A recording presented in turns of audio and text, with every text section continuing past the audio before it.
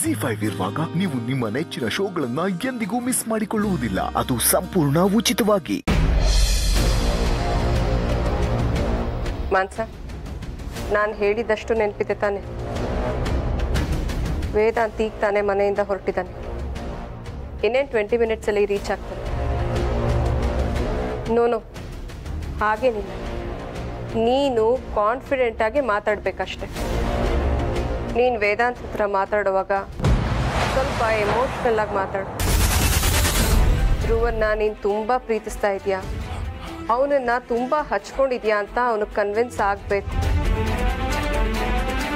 ವೇದಾಂತ್ನ ಈಸಿಯಾಗಿ ತಗೋಬೇಡ. Is very sharp, brilliant. ನೀನು ಏನಾದರೂ ಸ್ವಲ್ಪ ನೆಗ್ಲೆಕ್ಟ್ ಮಾಡಿದ್ರು ನೀನು ಯಾರು ಏನು ಅಂತ ಅವನಿಗೆ ಗೊತ್ತಾಗ್ಬಿಡುತ್ತೆ. ಅವನನ್ನು ತುಂಬ ಹುಷಾರಾಗಿ ಹ್ಯಾಂಡಲ್ ಮಾಡಬೇಕು. ಬೇಕಿದ್ರೆ ಮಾತಾಡ್ತಾ ಮಾತಾಡ್ತಾ ಕಣ್ಣು ತುಂಬ್ಕೊ. ಆಗ ಅವನಿಗೆ ಅಯ್ಯೋ ಪಾಪ ಅಂತ ಅನ್ಸುತ್ತೆ. ಕಣ್ಣೀರಿಗೆ ಸ್ವಲ್ಪ ಬೇಗ ಕರಗ್ಬಿಡ್ತಾನೆ. ಆಮೇಲೆ ನಿನಗೆ ಧ್ರುವನ್ ಬಗ್ಗೆ ಇನ್ನೇನಾದರೂ ಡೌಟ್ಸ್ ಇದ್ದರೆ, ಇನ್ಫಾರ್ಮೇಷನ್ ಬೇಕಿದ್ರೆ ಈಗಲೇ ಕೇಳ್ಕೊಂಡ್ಬಿಡು. ಆಮೇಲೆ ವೇದಾಂತ್ ಮುಂದೆ ಮಾತಾಡುವಾಗ ತಲೆ ಕೆಳಗೆ ಹಾಕಿ ನಿಂತ್ಕೊಳ್ಳೋದು ಬೇಡ. ನಾನು ಹೇಳಿದ್ದೆಲ್ಲ ಅರ್ಥ ಆಯಿತು ತಾನೆ?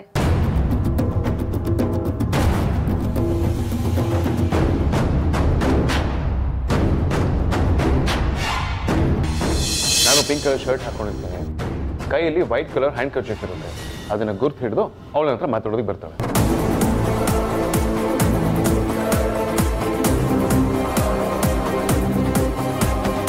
ನಾನು ಹೋಗಿ ಹುಡುಗಿನ ಮೀಟ್ ಮಾಡ್ತೀನಿ. ಧ್ರುವನ ಲವ್ ಮಾಡ್ತಿರೋ ವಿಷಯ ಕೇಳಿ ನನಗೆ ಬಹಳ ಖುಷಿ ಆಗುತ್ತೆ. ನಿಮ್ಮಿಬ್ಬರು ನಾನು ಒಂದು ಮಾಡೇ ಮಾಡ್ತೀನಿ ಅಂತ ಪ್ರಾಮಿಸ್ ಮಾಡ್ತೀನಿ. ಅಷ್ಟೇ ಅಲ್ಲ, ಅವಳ ಮನೆ ಕರ್ಕೊಂಡು ಬಂದು ನಿಮ್ಮೆಲ್ಲರಿಗೂ ಪರಿಚಯ ಮಾಡ್ಕೊಡ್ತೀನಿ. ಹಾಗಾದ್ರೆ ಈ ಸುಹಾಸಿನಿ ವೇದಾಂತ್ಗೆ ಬೇರೆ ಏನೋ ಹೇಳಿ ಕನ್ಫ್ಯೂಸ್ ಮಾಡ್ತಿದ್ದಾಳೆ ಅಂತ ಆಯ್ತು. ಇವಳು ಮಾತನ್ನ ಕೇಳ್ತಿದ್ರೆ ಗ್ಯಾರಂಟಿ ವೇದಾಂತನ ಬೇರೆ ಕಡೆ ಕಳಿಸಿದಾಳೆ ಅನ್ಸುತ್ತೆ. ಅವನೇನಾದ್ರೂ ನಾನು ಹೇಳಿದ ಜಾಗಕ್ಕೆ ಹೋಗದೆ ಇವಳು ಹೇಳಿದ ಜಾಗಕ್ಕೆ ಹೋದ್ರೆ ಅಲ್ಲಿ ನಮ್ಮ ಕತೆ ಮುಗ್ದಾಗೆ.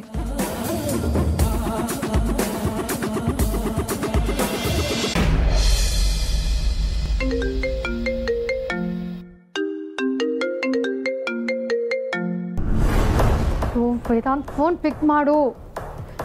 ಇವನೊಬ್ಬ ಯಾವಾಗ ಫೋನ್ ಪಿಕ್ ಮಾಡ್ತಾನೆ, ಯಾವಾಗ ಫೋನ್ ಪಿಕ್ ಮಾಡಲ್ಲ ಅಂತಾನೆ ಗೊತ್ತಾಗಲ್ಲ. ಯಾವಾಗ ನೀನು ಟಾರ್ಚರ್ ಮಾಡ್ತಿದ್ಯಾ? ಫೋನ್ ಪಿಕ್ ಮಾಡು ವೇದಾಂತ್, ಬೇಗ.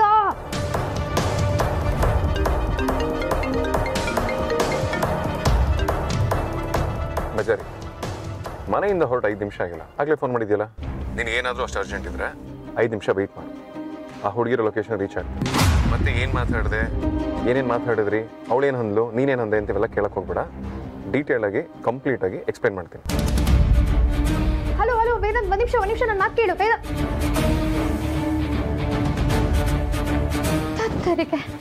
ನನಗೆ ಪೇಷನ್ಸ್ ಇಲ್ಲ ಅಂತ ಹೇಳ್ತಾನೆ. ಯೂನಿಯನ್ ಭಾರಿ ಪೇಷನ್ಸ್ ಇದೆ. ನಾನು ಕಟ್ಕೊಂಡು ಸಂಸಾರ ಮಾಡ್ತಿದ್ದೀನಲ್ಲ, ನನಗೆ ಬುದ್ಧಿ ಇಲ್ಲ. ಪೇಷನ್ಸ್ ಇಲ್ಲದಿರೋ ಹೆಣ್ಮಕ್ಳ ಜೊತೆ ಬದುಕೋದು ಬಹಳ ಕಷ್ಟ. ಅದರಲ್ಲಿ ಬಜಾರಿ ಜೊತೆ ಬದುಕೋದು ಇನ್ನೂ ಕಷ್ಟ. ಮನೆಯಿಂದ ಹೊರಟು 5 ನಿಮಿಷ ಆಗಿ ಆಗಲೇ ಫೋನ್ ಮಾಡಿ ಡೀಟೇಲ್ಸ್ ಕೇಳ್ತಿದ್ರಲ್ಲ. ಸ್ವಲ್ಪನಾದ್ರೂ ತಾಳ್ಮೆ ಅನ್ನೋದೇ ಇಲ್ಲ. ಇವಳಿಗೆ ಎವ್ರಿ ಮಿನಿಟ್ ಕ್ರಿಕೆಟ್ ಕಾಮೆಂಟ್ ಥರ ಅಪ್ಡೇಟ್ ಮಾಡೋದಕ್ಕಾಗತ್ತ?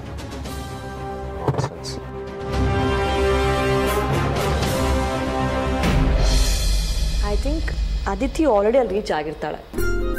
ಇಷ್ಟು ಬೇಗ ಹೋಗಿರ್ತಾರೆ ಅಂತೀರಾ? ಗ್ಯಾರಂಟಿ ಹೋಗಿರ್ತಾಳೆ. ಅದಿತಿಗೆ ತಾನು ಲವ್ ಮಾಡ್ತಿರೋ ಧ್ರುವನ ಕಳ್ಕೊಂಡ್ಬಿಡ್ತೀನಿ ಅನ್ನೋ ಭಯ ತುಂಬ ಇದೆ. ಆ ಭಯಕ್ಕಾದ್ರೂ ತುಂಬ ಬೇಗ ರೀಚ್ ಆಗ್ತಾಳೆ. ಇನ್ನೇನು ಅಣ್ಣನೂ ರೀಚ್ ಆಗೇ ಆಗ್ತಾನೆ. ಅಲ್ಲಿಗೆ ಅದಿತಿ ಅವಳು ಲವ್ಸನ್ನ ಹೇಳ್ಕೊಂಡ್ಬಿಟ್ರೆ ತೃತೀಯ ಪ್ರೇಮ್ ಕಹಾನಿ ಸುಖಾಂತ ಆಗೋದಂತೂ ಗ್ಯಾರಂಟಿ. ಏನು ಧೃತಿ ಪ್ರೇಮ್ ಕಥೆನಾ? ಹಾಗಂದ್ರೆ ಏನತ್ಗೆ? ಅದೇ ಆರ್ತಿ, ಧೃ ಅಂದರೆ ಧ್ರುವ, ತಿ ಅಂದರೆ ಅದಿತಿ. ಧ್ರುವ ಮತ್ತು ಅದಿತಿ ಪ್ರೇಮ ಕಥೆನ ಶಾರ್ಟ್ ಆಗಿ ತೃತೀಯ ಪ್ರೇಮ್ ಕಹಾನಿ ಅಂತ ಅಂದೆ.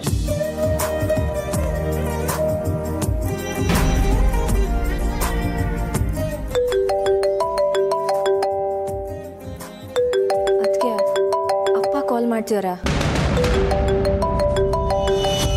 ಕೊಡಿ, ನಾನು ಮಾತಾಡ್ತೀನಿ. ಹಲೋ, ಹೇಳಿ ಚಿಕ್ಕಮಾವ. ಏನಿಲ್ಲಮ್ಮ, ಅದಿತಿ ಏನಾದರೂ ಅಲ್ಲಿಗೆ ಬಂದಿದ್ದಾಳ ಅಂತ ಕೇಳೋದಕ್ಕೆ ಫೋನ್ ಮಾಡಿದೆ. ಅದಿತಿನಾ? ಇಲ್ಲ ಚಿಕ್ಕಮಾವ, ಯಾಕೆ ಕೇಳ್ತಾ ಇದ್ದೀರಾ?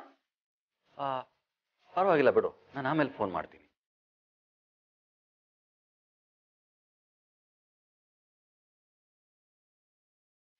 ಅದಿತಿ ಅಲ್ಗೋ ಹೋಗಿಲ್ವಂತೆ.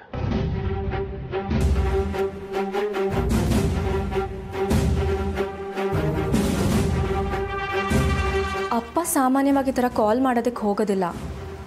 ಆದರೆ ಇವತ್ತು ಮಾತ್ರ ಯಾಕೆ ಅದಿತಿನ ಕೇಳ್ಕೊಂಡು ಕಾಲ್ ಮಾಡಿದ್ದಾರೆ? ಅವ್ರಿಗೆ ಅದಿತಿ ಮೇಲೆ ಏನಾದರೂ ಡೌಟ್ ಬಂದಿರ್ಬೋದಾ? ನನ್ನ ಪ್ರಕಾರ ಅದಿತಿ ಫ್ರೆಂಡ್ನ ಮೀಟ್ ಮಾಡೋಕ್ಕೆ ಹೋಗ್ತೀನಿ ಅಂತ ಸುಳ್ಳು ಹೇಳಿ ಹೋಗಿದ್ದಾಳೆ ಅನಿಸುತ್ತೆ. ಅದಕ್ಕೆ ಅಪ್ಪಂಗೆ ಅವಳು ಹೋದ್ಮೇಲೆ ಡೌಟ್ ಬಂದಿರಬೇಕು. ಕೂಲ್ ಆಗ್ತೀನಿ, ಟೆನ್ಷನ್ ಮಾಡ್ಕೋಬೇಡ. ಅವ್ರು ಹೇಗಿದ್ದೂ ಅಣ್ಣನ ತಾನೇ ಮೀಟ್ ಮಾಡೋಕ್ಕೆ ಹೋಗಿರೋದು, ಎಲ್ಲ ಅವನೇ ಸರಿ ಮಾಡ್ತಾನೆ.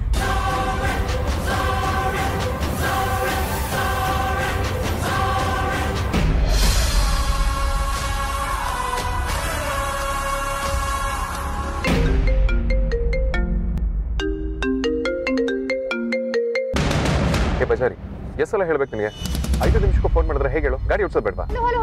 ಹಲೋ ಯೋ, ಫೋನ್ ಪಿಕ್ ಮಾಡಿ ಮಾತಾಡ್ಲಿಕ್ಕೆ ಏನಯ್ಯ ದೊಡ್ಡರಾಗ ನಿಂಗೆ? ಏ ಲೂಸು, ಡ್ರೈವ್ ಮಾಡ್ತಿಲ್ವಾ? ಹೇಗೆ ಪಿಕ್ ಮಾಡೋದು? ಸರಿ ನೀನು ಮನೆಯಿಂದ ಹೊರಟ ತಕ್ಷಣ ಅತ್ತೆ ಏನಾದರೂ ಕಾಲ್ ಮಾಡಿದ್ರಾ? ಅಮ್ಮ ಫೋನ್ ಮಾಡಿದ್ರು. ಏನು ಹೇಳಿದ್ರು? ಆ ಹುಡುಗಿರೋ ಲೊಕೇಶನ್ ಚೇಂಜ್ ಆಗಿದೆ, ನೀನು ಇನ್ನೊಂದು ಲೊಕೇಶನ್ ಕಳಿಸಿದ್ದೀನಿ, ಅಲ್ಲಿಗೆ ಹೋಗು ಅಂತ ಹೇಳಿದ್ರು.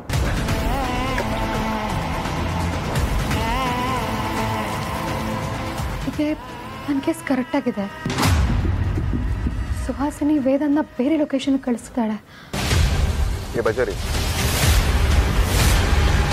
ಹಾ ವೇದಾಂತ್, ಏನಾಯ್ತು? ಯಾಕೆಂದ್ರೆ ಮಾತಾಡ್ತಿಲ್ಲ? ಏನಿಲ್ಲ ವೇದಾಂತ್, ಅದು ಲೊಕೇಶನ್ ಚೇಂಜ್ ಆಗಿದೆ. ನಾನು ಮುಂಚೆ ಹೇಳಿದ್ನಲ್ಲ, ನೀನು ಅದೇ ಲೊಕೇಶನ್ಗೆ ಹೋಗಬೇಕು. ZEE5 ಆಪ್ ಡೌನ್ಲೋಡ್ ಮಾಡಿ ಎಲ್ಲಾ ಸಂಚಿಕೆಗಳನ್ನು ಸಂಪೂರ್ಣ ಉಚಿತವಾಗಿ ನೋಡಿ.